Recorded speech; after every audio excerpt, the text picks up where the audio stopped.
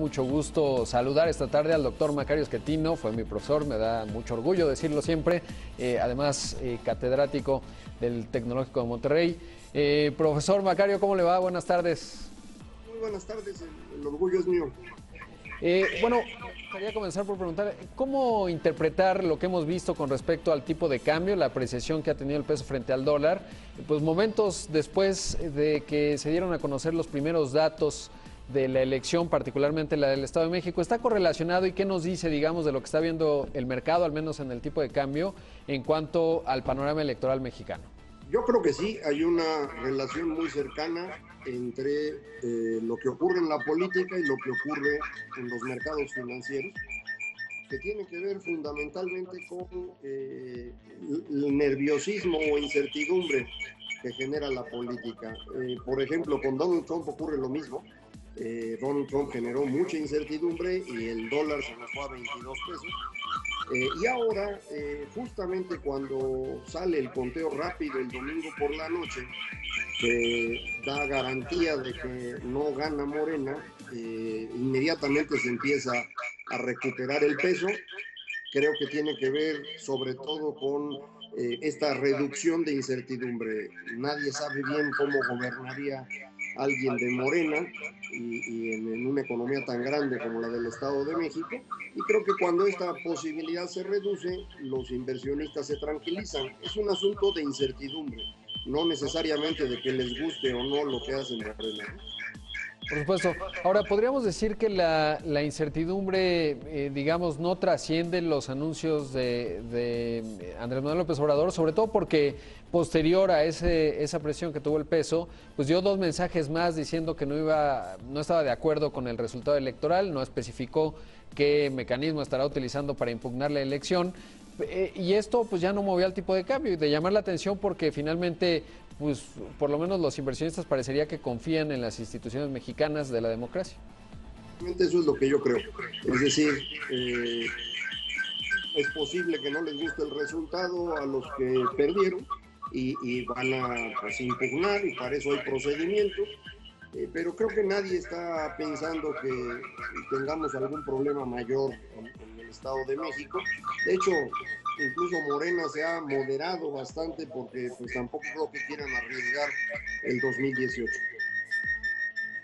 Ahora hace un rato se dio finalmente un entendimiento, una conferencia conjunta entre Wilbur Ross, el secretario de Comercio de Estados Unidos, y Ildefonso Guajardo, el secretario de Economía, en materia de azúcar.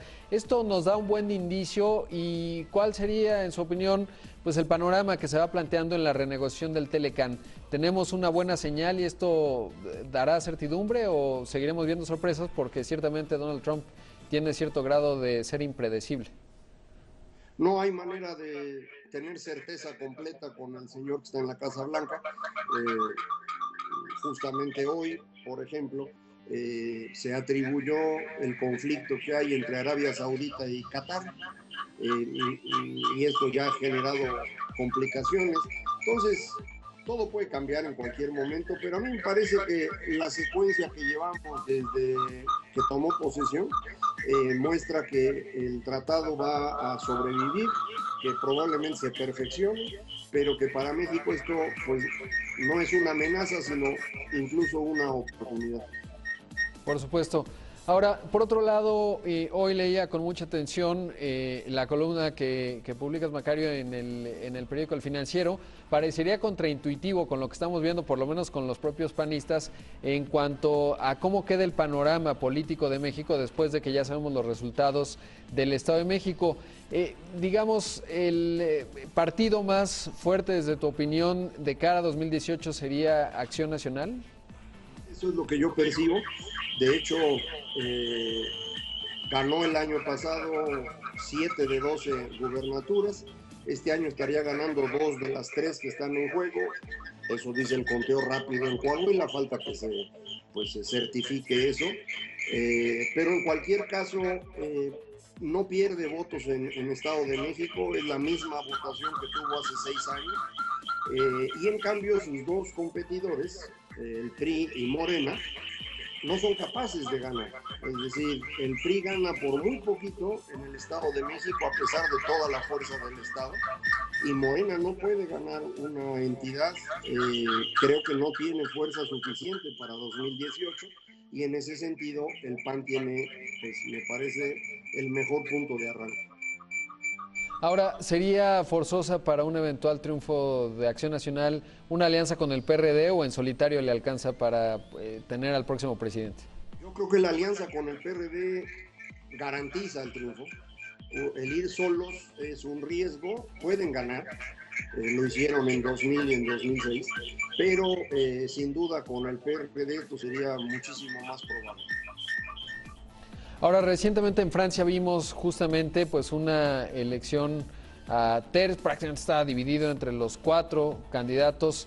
¿Conviene en México considerar la segunda vuelta como un mecanismo? Y bueno, pues el debate está allá afuera, se habla de que sí se puede llegar al 2018 con la segunda vuelta. ¿Sería buena idea? Puede ser, no es el problema más importante, si se hace es algo que ayuda.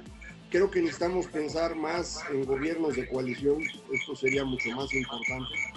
Y creo que necesitamos ya ir pensando en el mundo después del PRI, que muy probablemente pues ya sea una realidad en muy poco tiempo. Pues muchísimas gracias por la entrevista, profesor Macario Schettino, como siempre un gusto. Al contrario, Rodrigo, muchas gracias, muchos saludos al auditorio. Muchas gracias.